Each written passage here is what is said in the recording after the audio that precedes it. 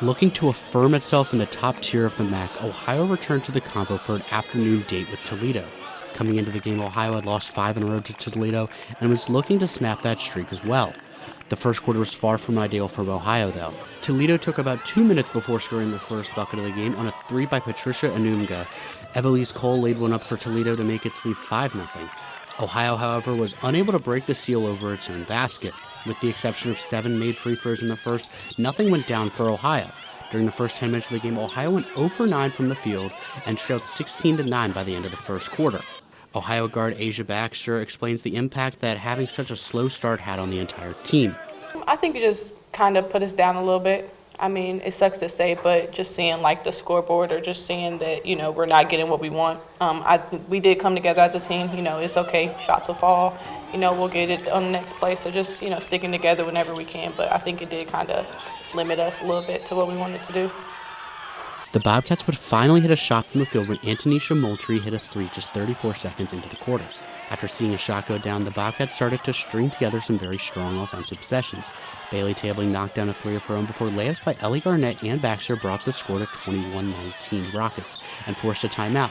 That timeout seemed to calm the Rockets as they got into more of a rhythm offensively, trading buckets with the Bobcats for the rest of the half and ending it with a 37-30 lead at the break. Ohio started the third on a positive note as Tabling got the hoop and the harm to make it a 4-point game. From there, things went south for Ohio. Toledo made a pair of shots to widen the gap, and on the second, Garnett went down with a serious injury and did not return. Already thin inside, Ohio's rebounding difficulties got even worse and Toledo took full advantage. Ohio tried its best to keep up for the rest of the quarter, but it was a fight that it could not win. At the end of the third, the lead for Toledo had grown to 58-49, which was only softened by Tabling beating the buzzer on a 3. The fourth was more of the same. Every time Ohio made a push, Toledo was there with an answer.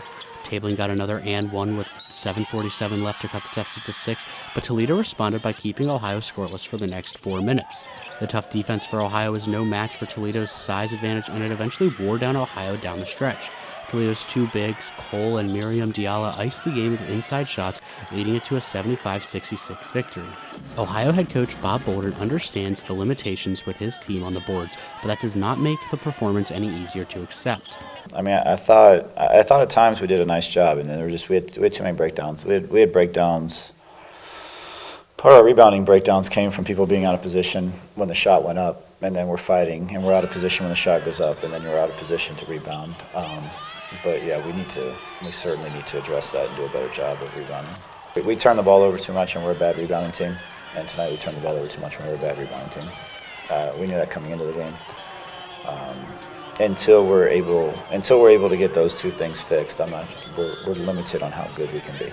Ohio will have a big game against UMass at the Convo on Wednesday at 7 p.m. in a battle between a pair of 6-2 teams in MAC play.